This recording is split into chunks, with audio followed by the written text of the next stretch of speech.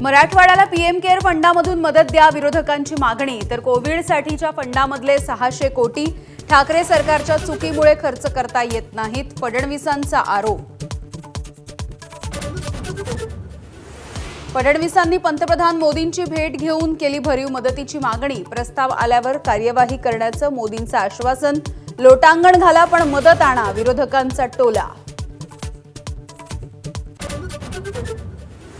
बळीराजाला मदत करताना सगळ्याच गोष्टींमध्ये नियमांवरती बोट ठेवू नका, उपमुख्यमंत्री अजित पवार यांच्या बँकांना सूचना।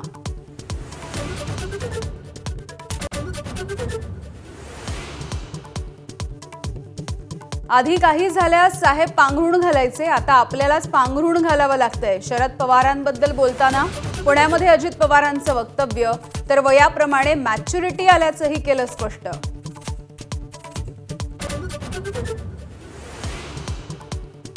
ठाण्यामध्ये जिल्हा नियोजन समितीची वादळी बैठक, सत्ताधाऱ्यांसह विरोधी नेते सुद्धा आक्रमक, तर उपायांसाठी समितीची स्थापना करण्याचा निर्णय। एकनाथ शिंदेंकडून अधिकाऱ्यांना तंबी।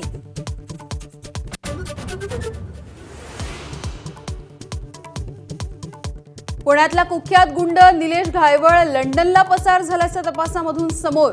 घायवळवरती मकोका अंतर्गत कारवाई होणार, पोलीस उपायुक्तांची माहिती, तर पोलिसांच्या भूमिकेवरच प्रश्नचिन्ह।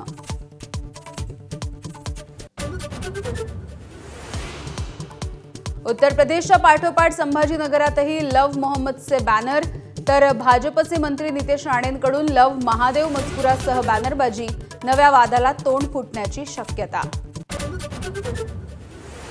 एमपीएससीची पूर्व परीक्षा पुढे ढकलली, 28 तारखेला होणारी परीक्षा आता 9 नोव्हेंबरला होणार। राज्यामधील पूरस्थिती आणि पावसाच्या इशाऱ्यामुळे निर्णय। आणि एबीपी माझाच्या दणक्यानंतर अकोल्यामधला बांध अखेर प्रशासनानं तोडला, 300 एकरांवरती साचलेल्या पाण्याला मिळाली वाट, 50हून अधिक शेतकऱ्यांच्या रब्बी पेरणीचा मार्गही मोकळा।